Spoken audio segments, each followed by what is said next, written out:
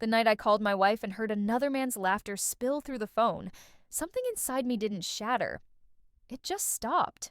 Not rage, not heartbreak. Just a stillness so deep it swallowed every thought I had. That kind of silence that settles when your mind finally catches up to what your heart's been whispering for weeks. Her name was Emily. 5 years of marriage. Enough time to build a home, but not quite long enough to stop pretending it was still happy. Lately, she'd felt far away. Late nights, at work. Her phone always flipped face down, laughter that never reached her eyes. I told myself it was burnout, stress, exhaustion, anything but what it really was. But that night, truth answered the call before she did. It was a Friday. I'd stayed late at the shop, sorting out a delivery mess.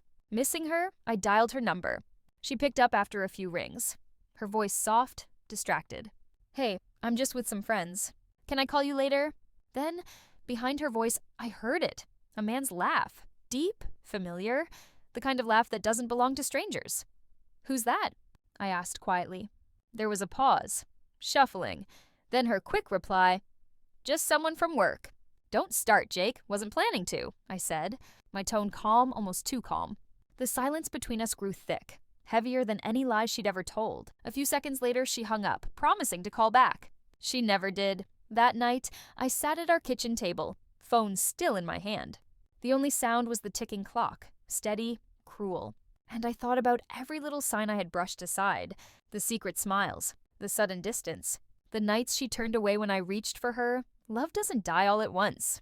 It fades quietly, like daylight slipping into dusk. I just hadn't noticed how dark it had already become. When she came home later, I didn't ask anything.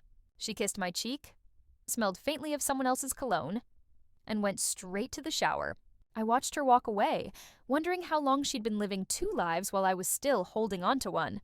The next morning, she acted like nothing had happened, humming while she made coffee, smiling at her phone, hiding whatever it was that made her grin.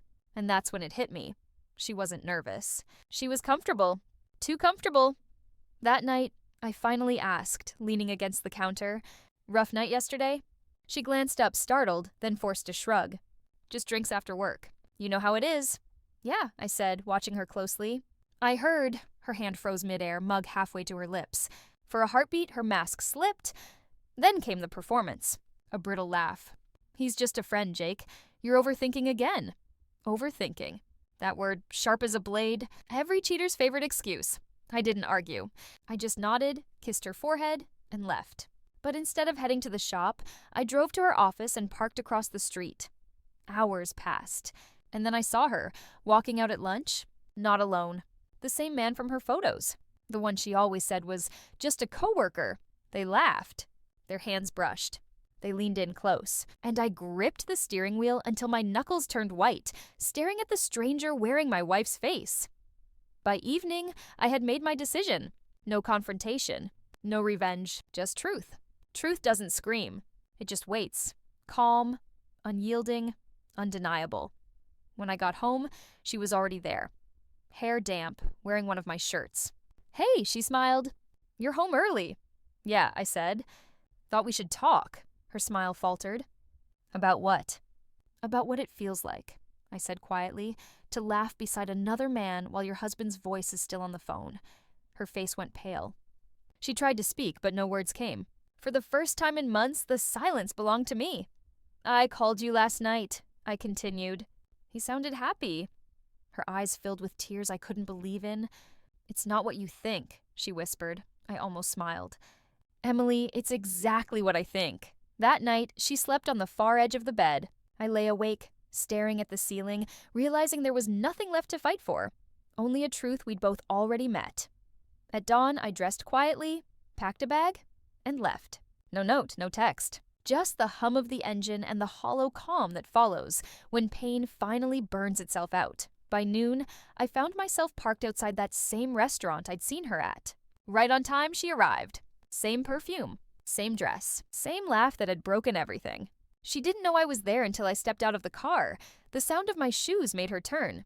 Her smile vanished. "Jake, what are you doing here?" "Just watching," I said softly. "You told me I overthink. So I thought I'd see for myself." The man beside her shifted awkwardly. Emily's hands trembled.